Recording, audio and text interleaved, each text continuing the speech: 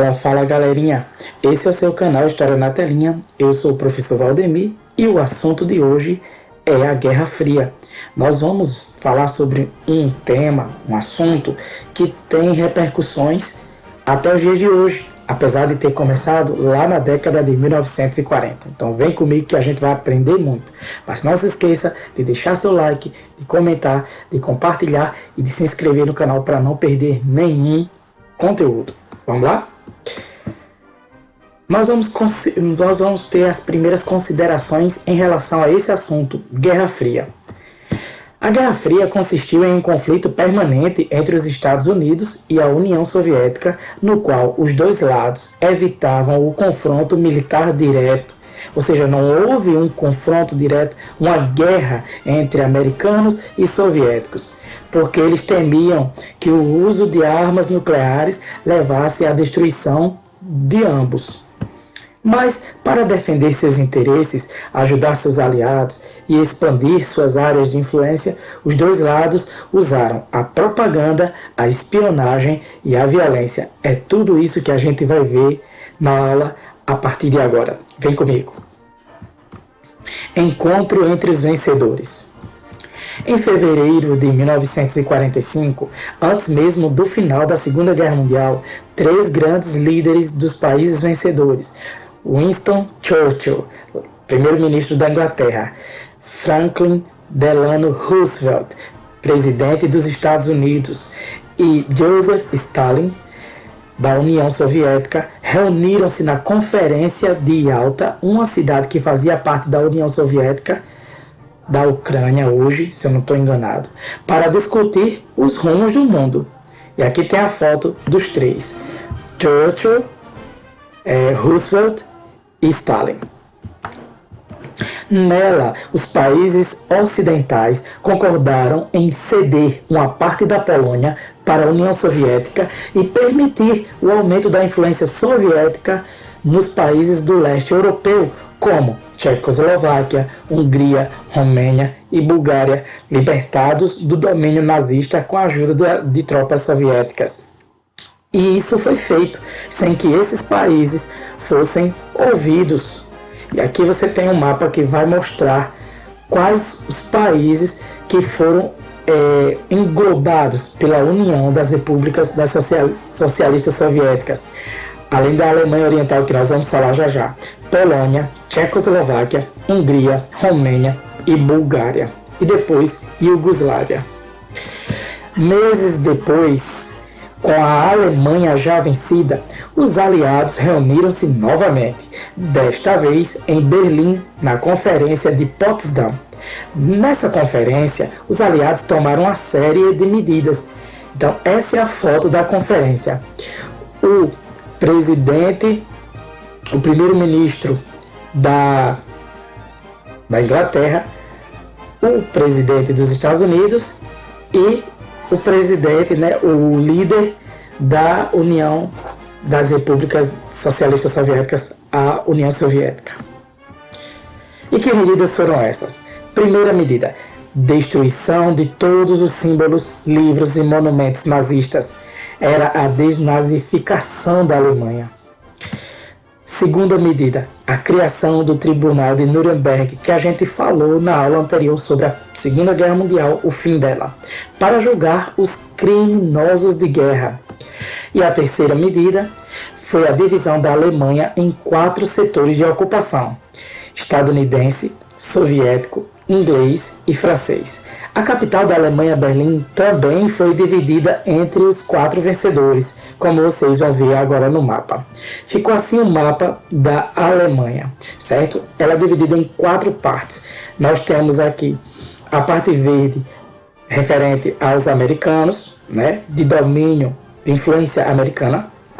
A parte roxa, domínio francês. A parte marrom, domínio britânico, e a parte vermelha, domínio soviético, tá? Só que lá, na parte vermelha, que é da Alemanha Oriental, a Alemanha Ocidental, as 3 partes coloridas aqui, verde, marrom e roxa. A parte vermelha fazia parte da Alemanha Oriental. Na parte oriental ficava Berlim, e Berlim também foi dividida em 4. Estados Unidos, na parte verde, certo? Na parte roxa, França, e na parte marrom, a Inglaterra. E na parte vermelha, a União Soviética. Então, tudo isso aqui. Agora, você pode ver essa linha um pouco mais escura, né, fazendo a divisão de Berlim em duas. É o Muro de Berlim, que foi construído em 1961 e foi derrubado em 1989. Só que tudo isso a gente vai falar mais à frente. Essa divisão na Alemanha, né, ela se deu de fato em 1949, mas ela já começou a ser pensada na Conferência de Yalta. Vamos adiante? A Organização das Nações Unidas, ou ONU. A destruição material e humana causada pela Segunda Guerra Mundial foi a maior já ocorrida na história da humanidade até então. Palco da maior parte dos conflitos, o continente europeu mais prejudicado, né, com certeza foi ele. Veja o que o líder britânico Winston Churchill disse sobre a Europa quando findou o conflito. Disse Churchill: o que é agora a Europa? Um monte de destroços, uma pilha de ossos, um terreno fértil para a peste e para o ódio. A guerra tinha deixado também nas mentes e nos corações a certeza de que o uso indiscriminado da força não era a solução para os problemas humanos.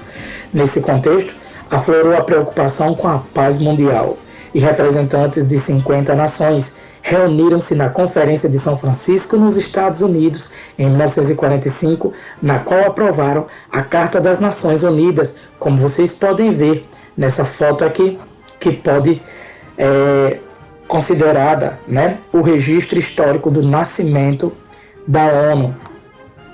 Em 24 de outubro de 1945, eles criaram a ONU, Organização das Nações Unidas. Os principais objetivos dessa organização eram, e ainda são nos dias de hoje: primeiro, manter a paz e a segurança internacionais. Segundo, desenvolver relações amistosas entre as nações. Terceiro, conseguir uma cooperação internacional para desenvolver os problemas, para resolver, melhor dizendo, os problemas internacionais e promover o respeito aos direitos humanos e às liberdades fundamentais. E quarto, harmonizar a ação das nações para a consecução desses objetivos comuns. São objetivos nobres. Infelizmente, a ONU, ultimamente, ela tem pendido politicamente para um dos lados. Então, a ONU geralmente pesa a mão sobre determinado país, né, enquanto passa a mão para os crimes contra a humanidade de outros países, né? Isso é público e notório. Pesquisem sobre esse assunto. Com sede em Nova York, Estados Unidos, a Organização das Nações Unidas é ainda hoje o principal organismo internacional. É o maior, o mais organizado, né, que dá esse suporte global. Aqui nós temos uma foto que mostra membros do Conselho de Segurança das Nações Unidas reunidos em votação na sede da ONU em Nova York em 2018. Veja aqui o símbolo da ONU. É o mapa mundo, né, o globo visto de cima. Muito bem. Os 6 principais órgãos da ONU são o Conselho de Segurança, a Assembleia Geral, o Secretariado, o Conselho Econômico e Social, o Conselho de Tutela e a Corte Internacional de Justiça, que nós abordaremos pormenorizadamente agora.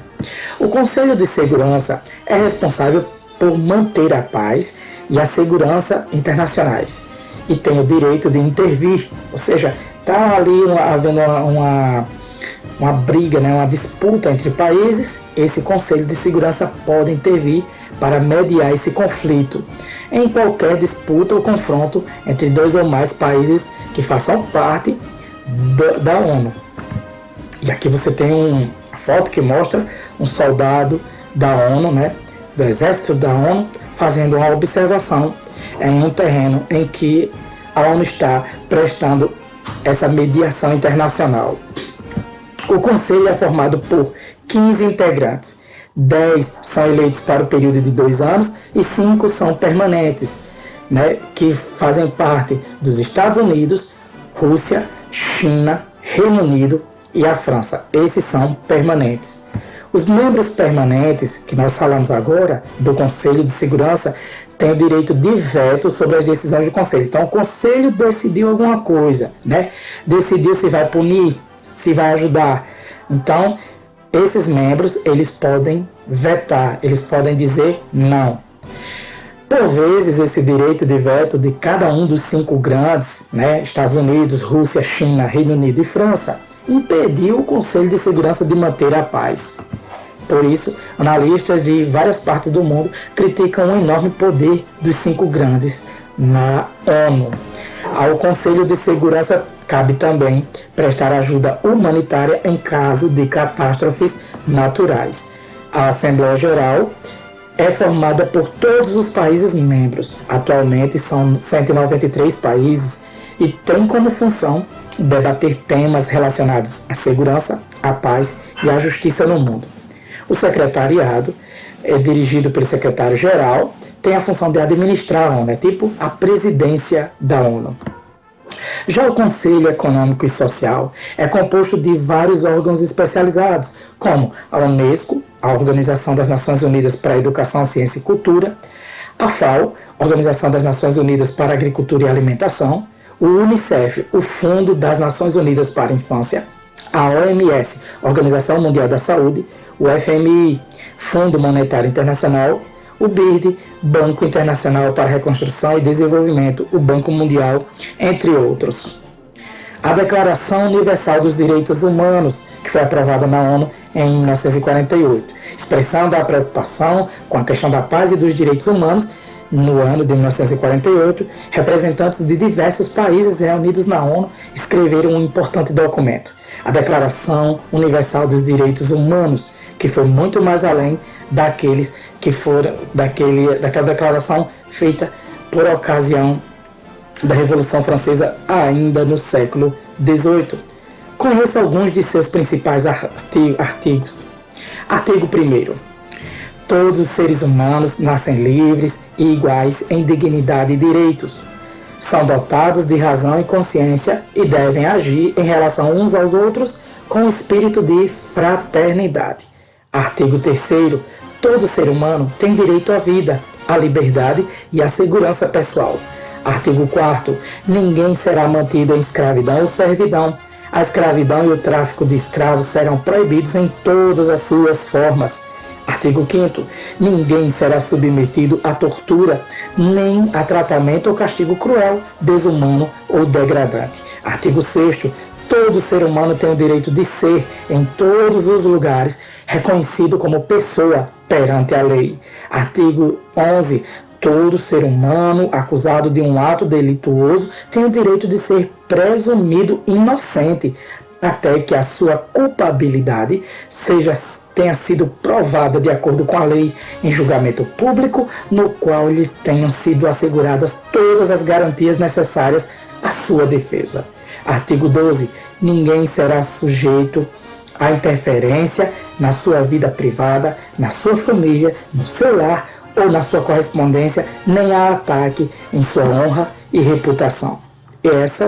Aqui são alguns artigos da Declaração Universal dos Direitos Humanos, né? É o grande documento que rege os direitos das pessoas lá na ONU. O mundo bipolarizado. Então, aqui está falando agora de 2 polos, de 2 lados. Ou você tem um lado, ou você tem outro, e vocês vão entender isso. Ao final da guerra, vencido o nazismo, as rivalidades entre comunistas e liberais voltaram a se acirrar. Nesse contexto, em 1946, o líder britânico Winston Churchill fez um discurso que é considerado o marco inicial da Guerra Fria. Eis o que ele disse.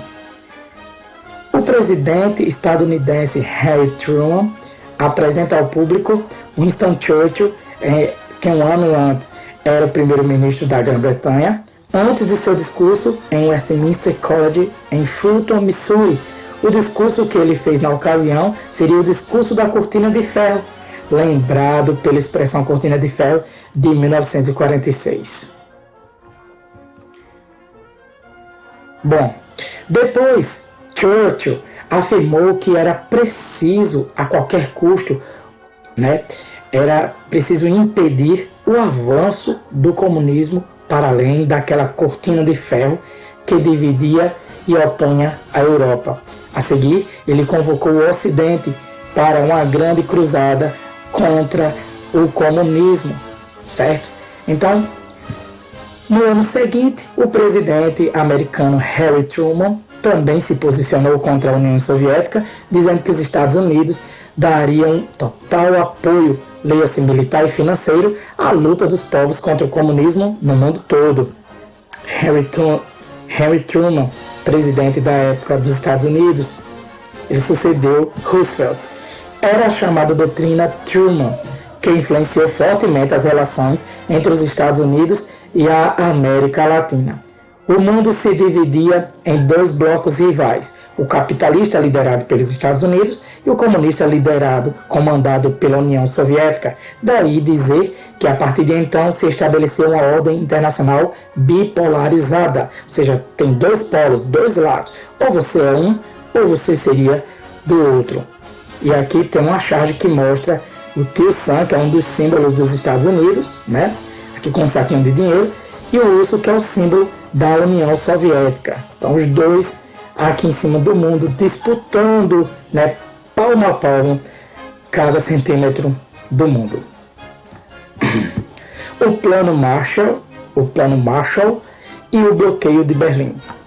Ao perceber que os partidos comunistas da Itália, da Inglaterra e da França vinham crescendo, o governo dos Estados Unidos pôs em prática o Plano Marshall, que consistia em um vasto programa de ajuda econômica aos países capitalistas da Europa mais atingidos pela Segunda Guerra Mundial.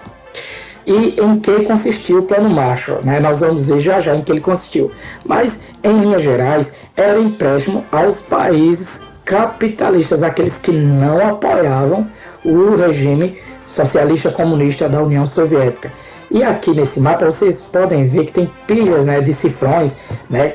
E aqui representa a quantidade de dinheiro investido. Então a França teve muito investimento, o Reino Unido, né? A Itália teve bastante, a Alemanha Ocidental, entre outros, né?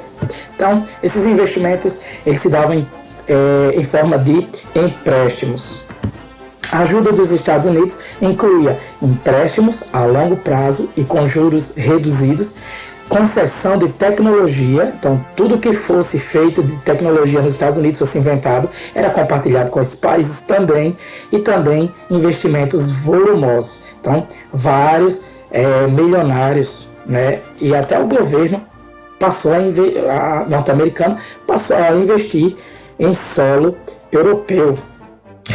Em um tempo relativamente curto, o Plano Marshall atingiu seus objetivos, permitiu a rápida recuperação econômica de países como a Inglaterra, a Alemanha Ocidental e a França. Além disso, estimulou as exportações americanas para a Europa, fortaleceu a liderança mundial dos Estados Unidos e diminuiu a força do comunismo no continente europeu. A resposta da União Soviética não se fez esperar. Sob a liderança de Stalin, criou-se o Comecon, conselho que visava promover o desenvolvimento econômico dos países do bloco socialista. Em outras palavras, o Comecon foi a versão socialista do Plano Marshall, que era capitalista. E aqui você tem um mapa que vai mostrar, né, a União Soviética em vermelho, a Polônia e outros países, Hungria, Romênia, Bulgária e Iugoslávia. Esses países eles foram ajudados pelo Conselho Monetário aí da União Soviética. Um dos momentos mais quentes da Guerra Fria foi o bloqueio de Berlim, que aconteceu entre 1948 e 1949, nome pelo qual ficou conhecida a tentativa de Stalin de sufocar economicamente Berlim Ocidental. Ele bloqueou todos os acessos rodoviários e ferroviários a esta cidade. Seu objetivo era impedir que os alimentos e produtos essenciais, como carvão, chegassem àquela cidade, àquela parte da cidade. Mas os americanos, ingleses e franceses responderam ao bloqueio soviético montando uma ponte aérea e abastecendo Berlim Ocidental por meio de voos diários. Assim, então, Stalin foi obrigado a suspender o bloqueio, porque não estava adiantando de nada. A propaganda ocidental divulgou o fato, conseguindo com isso o apoio de pessoas de várias partes do mundo. Como você vê nessa fotografia aqui, ó. Habitantes de Berlim Ocidental, vítimas do bloqueio imposto por Stalin, assistem à aproximação de avião com alimentos para eles em 1948. Então isso causou indignação na população, na opinião pública mundial. Uma das consequências dessa crise foi a decisão tomada pelos Estados Unidos e pela União Soviética de dividir o território alemão em dois países, que foi o que foi dito antes e agora se confirmou.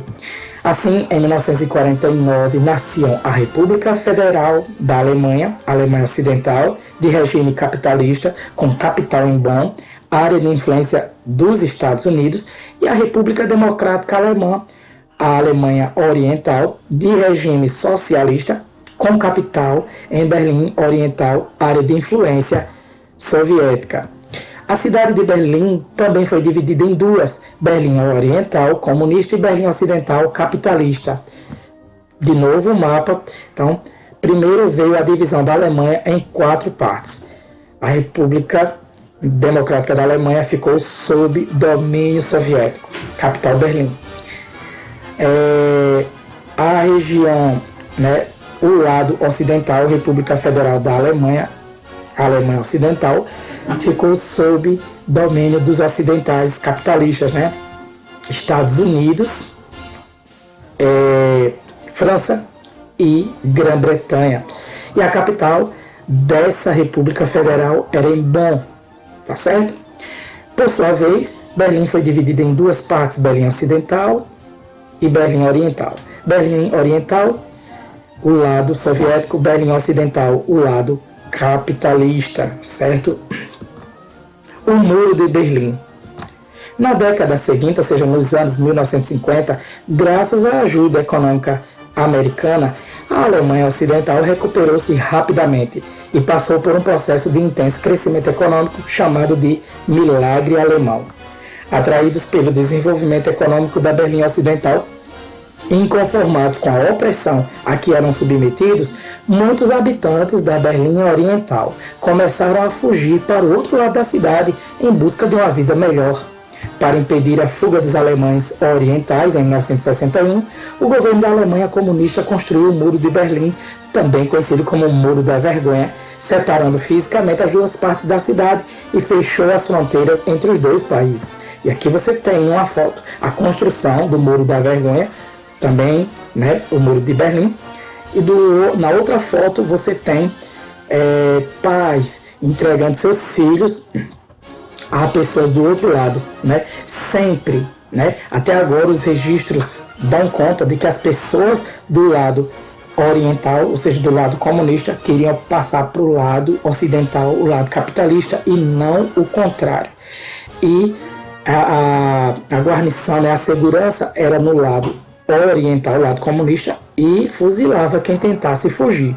Muita gente escavou túneis para passar por debaixo e tudo do muro. Conseguiu. Outros foram fuzilados na tentativa. A Guerra da Coreia. Outro momento muito quente da Guerra Fria foi o envolvimento dos Estados Unidos e da União Soviética na Guerra da Coreia. Depois de ser libertado da ocupação japonesa no ano de 1945, a Coreia foi ocupada por estadunidenses e soviéticos. 3 anos depois, ela foi dividida em 2 países separados. Em 1948, ela foi dividida em 2 países que eram separados por uma zona desmilitarizada, ou seja, essa zona não tinha militares, né, guardando. A República Popular Democrática da Coreia do Norte, socialista, e a República Popular Democrática da Coreia do Sul, capitalista, conforme o mapa nós podemos ver aqui. Então, Coreia do Norte e a Coreia do Sul. E essa divisão era só uma Coreia, só que ela foi dividida em 1948, tá certo? Só que essa divisão vai ser confirmada mais à frente com a guerra que vai acontecer entre as 2 partes. E até os dias de hoje, a Península Coreana, né, tem essa divisão: Coreia do Norte, Coreia do Sul.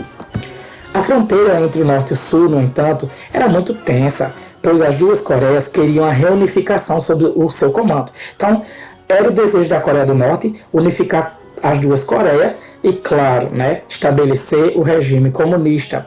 Mas, do mesmo jeito, você tinha o desejo da Coreia do Sul de unificar a Península Coreana, só que num regime capitalista, um regime liberal, democrático. Em 1950, a Coreia do Norte atacou a Coreia do Sul de surpresa, como fizeram os japoneses com os americanos lá no porto, né, no Pearl Harbor. Os Estados Unidos, com o apoio da ONU, reagiram enviando tropas em apoio aos sul-coreanos. Os chineses, que tinham adotado o comunismo no ano anterior, entraram em defesa da Coreia do Norte. E até hoje, né, a China tem uma forte relação com a Coreia do Norte, que permanece comunista. Aqui você tem uma imagem de explosão da guerra e uma mãe ou uma irmã mais velha carregando um bebê nas costas e por trás um grande tanque de guerra. O conflito se estendeu por 3 anos, quando foi assinado o armistício ou acordo de paz de Panmunjom, que confirmou a divisão em 2 países, Coreia do Norte comunista e a Coreia do Sul capitalista. E aqui está a foto desse momento da assinatura, né, de paz, do acordo de paz entre Coreia do Norte e Coreia do Sul. O elevado número de mortos no conflito, cerca de 2.142.000 mortos, provocou enorme indignação na população, né, na opinião pública mundial. O fim da Guerra da Coreia, no entanto, não significou o fim da Era do Medo, que se iniciou com a Guerra Fria. Nos últimos anos, por exemplo, o governo norte-coreano, melhor dizendo, chefiado pelo líder comunista Kim Jong-un, conhecido como Presidente Eterno, fez repetidas ameaças aos Estados Unidos, que à época era presidido por Donald Trump, sinalizando com a possibilidade de uma guerra atômica. Aqui você tem Kim Jong-un, né, o presidente, o líder, né, o ditador, que é o termo correto é ditador da Coreia do Norte. E aqui tem mísseis, né, imagens de mísseis, seriam mísseis balísticos, mísseis nucleares da Coreia do Norte. Em 2018, entretanto, ocorreu uma reaproximação entre os 2 países mediado pelo presidente Donald Trump. Os líderes das 2 Coreias prometeram fazer um esforço pela paz e pouco depois a Coreia do Norte anunciou o fim dos testes nucleares. E aqui você tem a foto, 2 fotos desse momento, né? Os 2, cada um de um lado da fronteira, certo? Coreia do Norte, Coreia do Sul, e aqui os 2 dando-se as mãos. Por enquanto a situação está tranquila, mas ficou bem tensa no ano de 2018. Perseguições e crimes contra a humanidade. Tanto nos Estados Unidos quanto na União Soviética, as pessoas suspeitas de simpatizar com o país adversário eram perseguidas e duramente reprimidas. Nos Estados Unidos, nos anos 1950, o líder da caça aos comunistas era o senador Joseph McCarthy. O macartismo, por conta do sobrenome McCarthy, movimento que recebeu esse nome, né, por conta do senador, perseguiu e levou à prisão cientistas, escritores, artistas, professores e funcionários do governo. E aqui você tem a foto de Joseph McCarthy e aqui um protesto de artistas hollywoodianos, né, pedindo liberdade para Hollywood. Até mesmo Charlie Chaplin foi perseguido pelo macartismo e obrigado a se exilar. Ele teve de sair dos Estados Unidos. Essa campanha anticomunista ocorreu entre 1950 e 1954, período durante o qual McCarthy dirigiu o Comitê de Atividades Anti-Americanas do Senado. E aqui você tem uma foto, né, que é a cena do filme O Garoto, de Charlie Chaplin. Ator, diretor, roteirista e um verdadeiro gênio do cinema, o criador de Carlitos foi perseguido pelo macartismo. Né? Em 1952, sentindo sua segurança pessoal ameaçada, Chaplin deixou os Estados Unidos e foi viver na Suíça. É interessante aqui, se ele fosse, né, adepto mesmo do comunismo, ou ele teria ido para a União Soviética na época. Não foi. Na União Soviética, o ódio à superpotência rival, que era os Estados Unidos, também era alimentado por perseguições, queima de livros, prisões arbitrárias e até execuções. Só que no caso da União Soviética, o líder da repressão era o próprio chefe do Estado soviético, Joseph Stalin. O stalinismo também reprimia brutalmente cidadãos do leste europeu.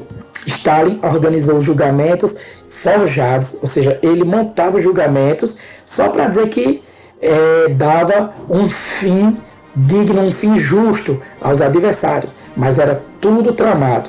Ele internou seus opositores em hospitais psiquiátricos, promoveu fuzilamentos em massa e enviou para campos de trabalho forçado, os gulags, né? E para o exílio na Sibéria todos aqueles que considerasse adversários do regime soviético.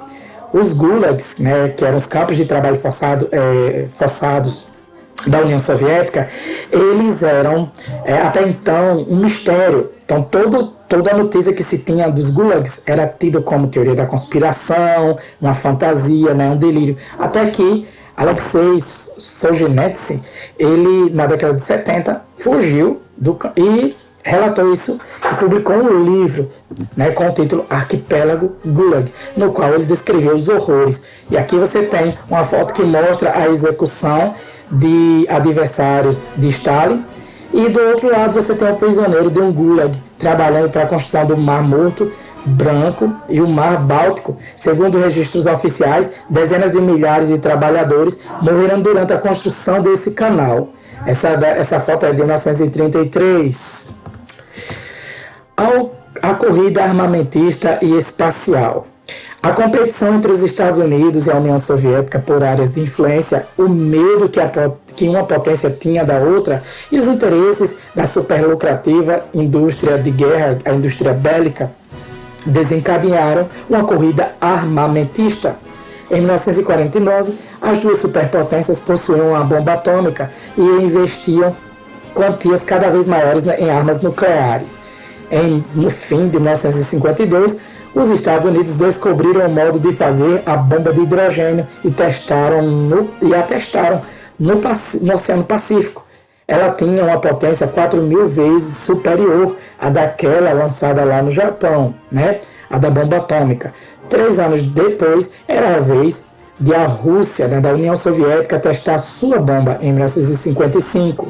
É que você tem no lado esquerdo a foto da bomba nuclear, né, a bomba de hidrogênio norte-americana. Você tem uma mulher num abrigo nuclear construído para proteger pessoas de bombas, lá no Texas, em 1961. E aqui no lado direito você tem, nessa fumaça negra, a explosão do que seria a bomba nuclear soviética. Essa corrida exigia altos investimentos do Estado, provocando o aumento de impostos pagos pelos cidadãos, além de causar sérios prejuízos ao meio ambiente. Cientes de que não era possível resolver a disputa militarmente devido ao enorme poder de destruição de suas armas nucleares, os Estados Unidos e a União Soviética passaram a investir na exploração do espaço a fim de demonstrar ao mundo qual deles tinha o melhor sistema socioeconômico. Então funcionava assim: quem fosse primeiro ao espaço, né, mostraria ao mundo que era mais desenvolvido do que aquele que não foi. Na corrida espacial, a União Soviética saiu na frente. Em 1957, lançou 2 satélites artificiais, o Sputnik 1 e o Sputnik 2, que tinha a bordo uma cadela de raça chamada Laika. E aqui você tem a foto do Sputnik 1 e do Sputnik 2, né? 4 anos depois, em 1961, a Rússia, a União Soviética, melhor dizendo, lançava a primeira nave pilotada por um ser humano, o russo Yuri Gagarin. A população soviética saiu às ruas para comemorar e Gagarin foi transformado em herói nacional. Então, Sputnik 1, o Sputnik 2 com a cadelinha Laika e Yuri Gagarin, né, o primeiro cosmonauta, ou seja, o primeiro astronauta a sair da Terra, contemplar a Terra do espaço e dizer a famosa frase: a Terra é azul. Os estadunidenses redobraram então seus investimentos em pesquisa espacial. Em 20 de julho de 1969, viajando a bordo da nave Apollo 11, o astronauta americano Neil Armstrong foi o primeiro a colocar o pé em solo lunar, onde também fincou a bandeira dos Estados Unidos, conforme nós vemos aqui nessa fotografia. Neil Armstrong, e aqui ele sem o capacete. Ele é o autor da famosa frase: um pequeno passo para um homem, um grande passo para a humanidade, que ele teria dito quando teria pisado em solo lunar. E o interessante é que a chegada do homem à Lua teria sido transmitida ao vivo, né, em 1969, que é muito interessante mesmo. Pois bem, vamos para a reta final. Vamos falar do movimento hippie, que tem a ver com a Guerra Fria. A juventude dos anos 1960 também manifestou sua insatisfação com o sistema por meio de movimentos pacifistas, ou seja, que queriam a paz, promover a paz, como o movimento hippie, cujo lema era paz e amor. Os hippies usavam cabelos compridos, sandálias, chapéus extravagantes e roupas indianas, elementos esses que chocavam a sociedade da época. Geralmente eles pertenciam à classe média e tinham conforto em casa, mas rejeitavam radicalmente a hierarquia, né, a ordem das coisas, que tinham um superior ao outro, a disciplina e a obediência que caracterizavam o modo de vida de seus pais. Defendiam o convívio com a natureza, o consumo de comida vegetariana e a prática do amor livre, isto é, de relações sexuais sem compromisso de casamento. Muitos hippies abandonaram seus lares e iam viver no campo em comunidades alternativas, onde cultivavam a terra, criavam animais e cuidavam dos filhos em grupo e em total liberdade. Os hippies adotavam certas ideias da Índia, especialmente as de Mahatma Gandhi, líder pacifista favorável à resistência sem violência. Por isso, os hippies estadunidenses fizeram muitos protestos pacifistas contra a guerra do Vietnã, ostentando cartazes com os dizeres "Faça amor, não faça guerra". Ao final de suas passeatas, eles ofereciam, com um sorriso nos lábios, flores para as pessoas. Em pouco tempo, as grandes empresas incorporaram as mensagens e símbolos hippies aos seus produtos. Exemplo disso é o slogan usado, né, para aumentar a venda de jeans: liberdade é uma calça velha, azul e desbotada. Então, muita coisa a partir da década de 60 mudou na mentalidade das pessoas em torno do mundo, principal a partir, né, dos Estados Unidos, com esse movimento pacifista, o movimento hippie. Bom, agora nós vamos para a nossa revisão. Nós começamos falando, né, que em fevereiro de 45 houve a Conferência de Yalta, no qual os países vencedores, né, do bloco dos aliados, a Inglaterra, os Estados Unidos e a União Soviética, eles se reuniram na cidade de Yalta, né, na Conferência de Yalta, lá no leste europeu, e eles estabeleceram que o leste europeu, Polônia, Tchecoslováquia, né, Hungria, Romênia, Bulgária e também parte da Alemanha seriam cedidos à influência ao domínio soviético. Nós prosseguimos falando que entre julho e agosto de 45 aconteceu lá na cidade de Potsdam uma conferência, né, que confirmou a divisão da Alemanha em quatro, tá certo? 4 zonas de influência. Zona de influência britânica, zona de influência francesa, zona de influência norte-americana e a zona de influência soviética. Além disso, né, a Alemanha ficaria dividida em dois países: a Alemanha Oriental, sob influência soviética, capital lá em Berlim, e Berlim dividida também em 4 partes: Berlim Oriental, sob domínio soviético, e Berlim Ocidental, sob domínio francês, inglês e americano. E a Alemanha Ocidental, sob o domínio dos 3 países grandes do Ocidente. Prosseguimos ainda falando sobre a criação da ONU em outubro de 45, né, que foi o órgão com o objetivo de manter a paz global, e a sede fica em Nova York.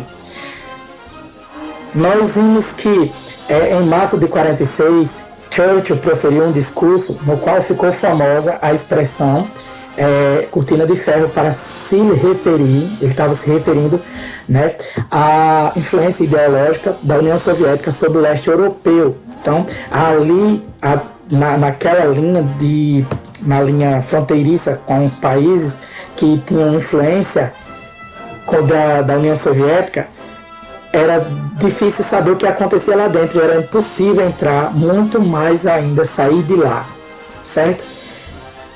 Então, na Europa, em 1947, foi lançado o Plano Marshall, né, pelo governo americano, que consistia em empréstimos aos países capitalistas da Europa.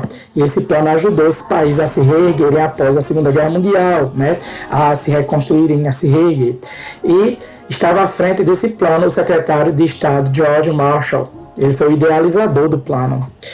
Prosseguimos ainda falando do bloqueio de Berlim, que aconteceu entre 48 e 49, que foi uma tentativa de Stalin de sufocar a economia da Alemanha Ocidental, né? Só que não deu certo porque os aliados, os capitalistas, né? Inglaterra, França, Estados Unidos, eles mandavam suprimentos por uma ponte aérea, que eles mandavam aviões, né?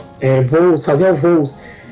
Enquanto Stalin estava tentando barrar as ferrovias e as rodovias, eles vinham por cima jogando alimentos para as pessoas. Bom, diante da ajuda, né, oferecida no Plano Marshall, o lado ocidental de Berlim prosperou rapidamente. Não só a Alemanha Ocidental, mas Berlim Ocidental também prosperou rapidamente, enquanto Berlim Oriental não via essa prosperidade. E então, as pessoas de Berlim Oriental, do lado comunista, começaram a passar a fugir para o lado ocidental, o lado capitalista, que era mais próspero, né, em busca de melhores condições de vida. E é aí que em 1961, o governo de Berlim Oriental, do lado comunista, manda construir o Muro da Vergonha, o Muro de Berlim, certo? Que era uma barreira para evitar a fuga de moradores. Então, quem tentasse passar de um lado para o outro era fuzilado. E sempre ocorria de pessoas do lado oriental passarem para o lado ocidental e não o contrário. Em 1950, nós tivemos o ataque da Coreia do Norte, né, que tinha influência comunista, a Coreia do Sul, que tinha influência capitalista, tá certo? E assim começou a Guerra da Coreia, que durou 3 anos. Na década de 1950, nós tivemos a caça às bruxas, que seria uma perseguição, né, ferrenha aos simpatizantes de regimes, né, autoritários, né, como os da União Soviética. Então, essa perseguição ela ficou conhecida como macartismo por conta do senador John Joseph McCarthy. E dentre os perseguidos, o mais famoso foi Charles Chaplin, que teve de se exilar, saindo dos Estados Unidos e indo morar na Suíça. Enquanto isso, lá na União Soviética, Joseph Stalin promoveu ele mesmo, né? Ele liderou o stalinismo na década de 50 também, que era a perseguição aos adversários do regime soviético. Todo mundo que fosse contrário ao regime soviético era julgado, condenado, fuzilado, enforcado ou mandado para hospitais psiquiátricos ou para campos de trabalho forçado, os gulags. Em 1952, os Estados Unidos fazem o teste no Oceano Pacífico da sua primeira bomba nuclear, bomba de hidrogênio, né? 4 vezes mais potente do que a bomba atômica que lançaram sobre Hiroshima e Nagasaki. Era o início dos testes nucleares no Oceano Pacífico. 3 anos depois, em 1955, foi a vez da União Soviética testar sua bomba de hidrogênio, né, em solo soviético. Em 1957, aí começa a dita corrida ao espaço entre americanos e soviéticos. E quem sai na frente são os soviéticos, que lançam nesse ano os satélites artificiais Sputnik 1, da esquerda, e Sputnik 2, tripulado pela cadelinha Laika, que só teve passagem de ida, bichinha. E tem um monumento em homenagem à Laika lá na Rússia até hoje, né? Bom, só que os americanos, eles investiram e alguns anos depois, certo? Sim, bom lembrar que antes dos americanos lançarem, né, seu primeiro voo à Lua, em 1961, os soviéticos mandaram o primeiro homem ao espaço, que foi Yuri Gagarin. Em 1969, os Estados Unidos mandaram a espaçonave Apollo 11, né, tripulada por 3 astronautas, e eles chegaram ao solo lunar. E Neil Armstrong, o astronauta, né, americano, esse aqui da esquerda, ele foi o primeiro a pisar em solo lunar, e dizer a famosa frase: um pequeno passo para um homem, um grande passo para a humanidade. Pois bem, é isso aí, galera. Eu espero que vocês tenham gostado do conteúdo, pois ele foi feito com muito carinho para vocês. Não se esqueçam de curtir, comentar, compartilhar, se inscrever no canal. Aqui fico, né? Se vocês quiserem ver e rever, vejam com calma, tá certo? Fiquem à vontade. Compartilhe o conhecimento, pois é muito importante. Lembre-se que estudar é preciso. Um forte abraço, fiquem com Deus e tchau, tchau.